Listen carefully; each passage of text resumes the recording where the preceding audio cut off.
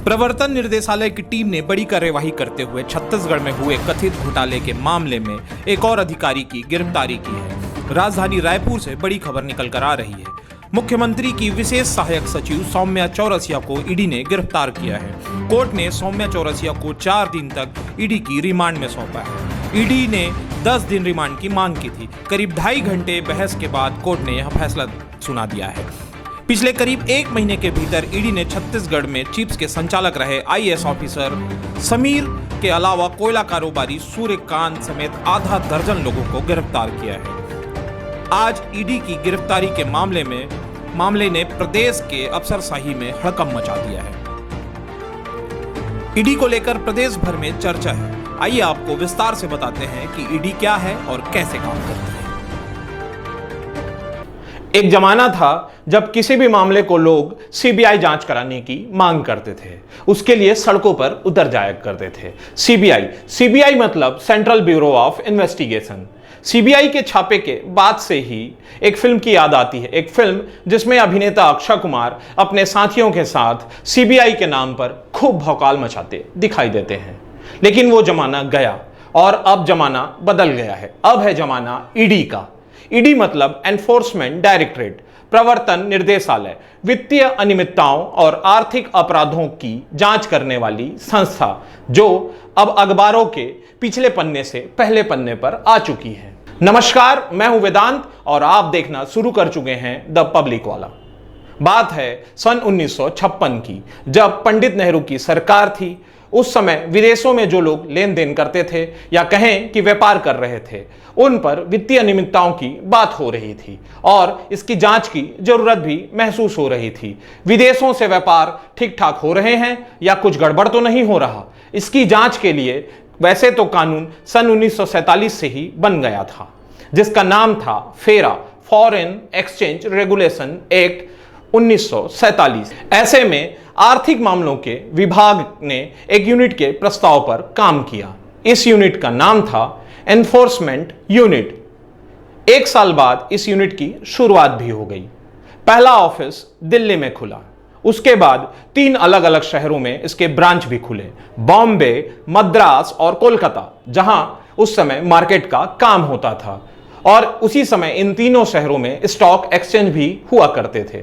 बाद में यूनिट की जगह ले ली डायरेक्टरेट ने और यहीं से जन्म हुआ इन्फॉर्मेंट डायरेक्टरेट, यानी कि आज की ईडी का।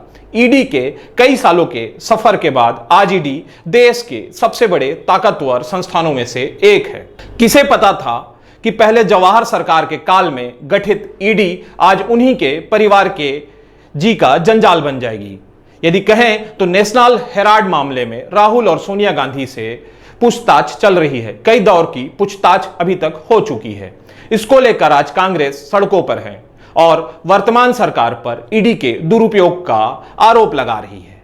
राजनीतिक गलियारों से दूर एक बहस ईडी को लेकर सुप्रीम कोर्ट में भी चल रही थी। वैसे तो ईडी की शुरुआत सन 1957 से हो गई थी, लेकिन 1947 से ही फेरा कानून लागू था। उसके बाद 1973 में इसको अपडेट किया गया। 1999 में फॉरेन एक्सचेंज मैनेजमेंट एक्ट यानी कि फेमा बनाया गया। 1 जून सन 2000 को फेमा प्रभावी हो गया, जिससे ईडी और भी मजबूत हो गया। सन 2000 में पीएमएलए कानून ने ईडी को और भी मजबूत कर दिया। Prevention of money laundering act यानी कि पीएमएलए, जो ईडी को संपत्ति जब्त करने, कुर्की करने, साथ ही गिरफ्तार करने और छापा मारने जैसे अधिकार प्रदान करता है। जब आर्थिक मामलों के अपराधी भगोड़े जो विदेशों में शरण लेने लगे थे, तब तत्कालीन सरकार ने सन 2018 में भगोड़ा आर्थिक अपराधी अधिनियम पास किया और इसकी जिम्मेदारी भी ईडी को दे दी गई। मतलब ईडी अब और भी ज्यादा ताकतवर हो गई। ईडी अब फेमा और पीएमएलए जैसे कानून के तहत कार्यवाही। फेमा एक सिविल लॉ है, जिसमें एक्सचेंज कानून के उल्लंघन के मामले में जांच के बाद दोषी पाए जाने पर पेनल्टी लगाने का अधिकार है, जबकि पीएमएलए एक क्रिमिनल लॉ है। मनी लॉन्ड्रिंग की जांच करने और दोषियों से पूछताछ कर कार्यवाही करने का अधिकार ईडी को देता है। पीएमएलए के सेक्टर 4 के तहत इसकी सुनवाई सिर्फ इसके स्पेशल कोर्ट में ही होती है। केंद्र सरकार ने एक से ज्यादा ऐसे स्पेशल कोर्ट बनाए हैं जिसे पीएमएलए कोर्ट कहा जाता है। खास बात है कि पीएमएलए के किसी फैसले को उस न्यायिक क्षेत्र के हाई कोर्ट में ही अपील किया जा सकता है। 2009 से 2013 में पीएमएलए कानून का कई बार संशोधन भी हुआ, जिससे ईडी को सीबीआई से भी ज्यादा शक्तियां मिल गईं। टाडा और कोडा जैसे कानून खत्म होने के बाद पीएमएलए देश का इकलौता ऐसा कानून है जिसमें जांच अधिकारी के समक्ष दिया गया बयान को कोर्ट में भी मान्यता है। पीएमएलए के तहत आरोपी को तभी जमानत दी जा सकती है जब कोर्ट पूरी तरह संतुष्ट हो कि आरोपी दोषी नहीं है।